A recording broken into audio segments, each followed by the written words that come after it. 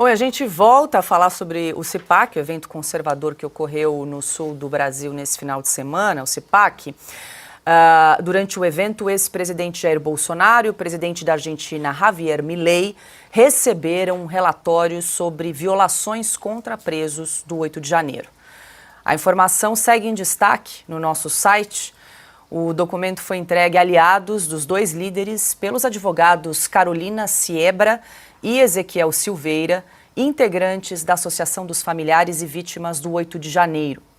A denúncia da ASFAV menciona o tratamento desumano aos manifestantes, prisões de menores e violações do devido processo legal. O texto critica ainda as penas estabelecidas pelo Supremo e afirma que a Corte brasileira negou ampla defesa aos detidos. E aí, Augusto, vale lembrar nesse relatório que foi entregue aí, né, relatando todos os abusos e arbitrariedades em relação aos presos do 8 de janeiro. O relatório entregue, então, a Jair Bolsonaro e também a Javier Milei, falando aí da Argentina, né? São mais de 90 brasileiros que estão na Argentina nesse momento.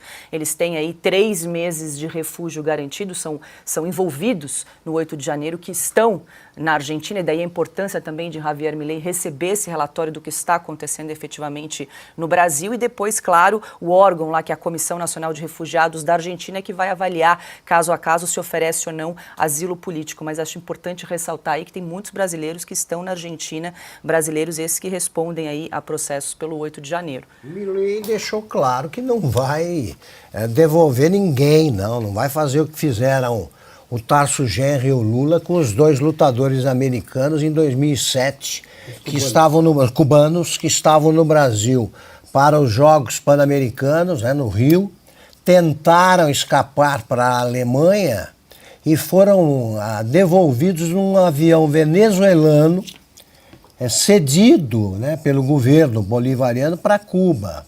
E o Tarso Genro teve coragem de dizer que eles quiseram voltar. O Milei não vai fazer isso pela simples e boa razão de que não se devolve um perseguido político. O que conseguiu o Supremo, eu gostei muito do tom do discurso do Eduardo Bolsonaro. Tem que ter uma bandeira, é a da anistia, que dá saída, oferece uma saída inclusive para o Supremo, que não tem outra, já vai perceber. Porque é o seguinte, você olha agora para trás, passado recentíssimo. O que é que fez o Bolsonaro que pudesse justificar a acusação de fascista, nazista? Perseguiu alguém? Prendeu alguém? Ele desobedeceu algumas das decisões, várias delas ilegais, do Supremo? Ele tolerou a invasão de territórios legais, administrativos e legais pertencentes ao Executivo. O Supremo fez isso o tempo todo. E de maneira atrevida, o Supremo não parava de mandar ultimatos. Tem 48 horas para isso, 48 horas depois de ter libertado um homem condenado por corrupção por 9 juízes de diferentes instâncias. Providenciou o adversário, ajudou na campanha, sim, porque só impediu o acesso a redes sociais de quem apoiava o Bolsonaro. Apoiou o Lula, agiu como partido político. E o Bolsonaro respeitou essas decisões. E agora ele não pode, sendo o único político brasileiro que mobiliza multidões, não pode ser candidato a nada. Por quê? Qual foi o crime que ele cometeu contra a democracia? Crimes futuros? Não, ele vai dar o golpe. Que golpe? Para com essa piada de golpe. O problema é que o Brasil foi recuando pelo medo nesses 5 anos. Em 2019, o Alexandre de Moraes e o Toffoli tentaram censurar uma revista, a revista Cruzoé. Não conseguiram pela imediata reação dos democratas e inclusive alguns jornalistas, que hoje são favoráveis à censura. E eles tentaram outra vez. Eles ainda não conseguiram censurar completamente. A imprensa não precisa, porque ela é domesticada, estatizada. Velhos jornais aí que tinham coragem, altivez e perderam. Né? Tentam. De vez em quando tem alguns espaços, eu estou esperando que eles engatinhem, pelo menos. Continuam ajoelhados, só. Nem tentam avançar. Pois bem, o Supremo foi vendo a temperatura da água e avançando e avançando. E agora, o que nós temos é a banalização da perseguição e da perversidade. O que está acontecendo com o Felipe Martins não tem precedente no mundo jurídico de qualquer democracia. Ele acaba de apresentar mais uma prova de que trataremos aqui, é a localização dele em todo o período investigado, entre aspas, pela Polícia Federal a serviço do ministro Alexandre de Moraes. Tudo prova que ele esteve no Brasil o tempo todo e não foi nem incorporado ao processo oficialmente, ao inquérito. Porque o Alexandre de Moraes acha que faz o que quer e não faz o que quer. Porque, como constatou o Zé Roberto Guzzo, repito, na Oeste desta semana, é impossível para qualquer pessoa com mais de 5 neurônios imaginar que o Brasil vá tolerar pelos próximos 19 anos, até a aposentadoria do ministro, que haja um ditador de toga. Não vai tolerar.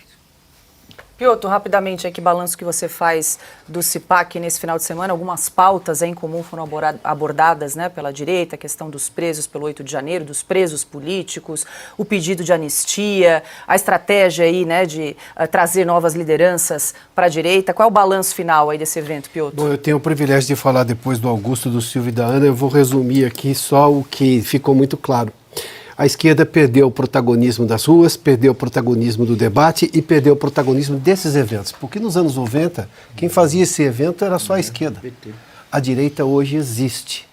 Existe e tem orgulho de existir e defender, e aí de forma muito inteligente, escolheu pautas claras. A questão da anistia e a defesa da liberdade, porque são todos muito amplos. A anistia é algo que deu muito certo no Brasil e devolveu ao Brasil a recuperação, inclusive econômica, naquele momento.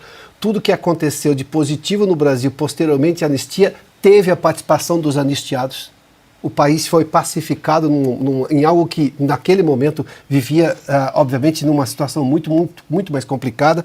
Mas depois, o que nós temos hoje, e essa possibilidade cada vez mais presente, ou menos difícil, ou menos impossível, como fez menção o Silvio aqui, da elegibilidade, ou da volta da elegibilidade do presidente Bolsonaro, é porque hoje nós temos um caso de insolvência política no Brasil, é a realidade do governo Lula. Insolvência econômica é a realidade do governo Lula. Insolvência ética é a realidade do governo Lula. A gente teve agora o tal do, como é que se chamou o escândalo agora? Do arrozão. Depois de mensalão, petrolão, teve arrozão com a volta do governo. Ou seja, é uma insolvência ética também, e jurídica, por tudo que está acontecendo e que ganhou, obviamente, ou melhor, saiu das fronteiras brasileiras. A questão jurídica brasileira, as afrontas à Constituição, os absurdos jurídicos no julgamento dessas pessoas do dia 8, ou mesmo esse ativismo do Supremo em relação a tudo que acontece no país, já não é um assunto mais nacional, não é um assunto doméstico. Isso é discutido nos Estados Unidos, é discutido na Europa, é discutido na Argentina, com a vinda do presidente argentino aqui, que é um fenômeno. As pessoas podem gostar ou não, mas Javier Milei hoje é um fenômeno. O mundo presta atenção no que ele diz. E ele só defende valores, veja que interessante, ele defende valores universais. Está na Carta dos Direitos do Homem ali. Liberdade. Onde é que está o problema nisso? Por fim, chega a ser precário, na verdade chega a ser tolo. A parte da imprensa, que a gente vai discutir um pouco mais, dizendo que a esquerda ultra, ou que a gente pode chamar de extrema esquerda, venceu as eleições francesas. A França hoje está absolutamente dividida e com um crescimento da direita conservadora. Aí a imprensa vai lá e tenta arranjar uma narrativa do medo para justificar, conseguiu ter esse avanço da extrema esquerda baseada na narrativa do medo. Vocês acham que isso vai durar quanto? Para um francês que vive a realidade e vê nas ruas a degradação dos valores franceses, de igualdade e fraternidade, o que está, obviamente, tudo da Revolução Francesa ali. Esse é o ponto. Não vai passar por muito mais tempo assim.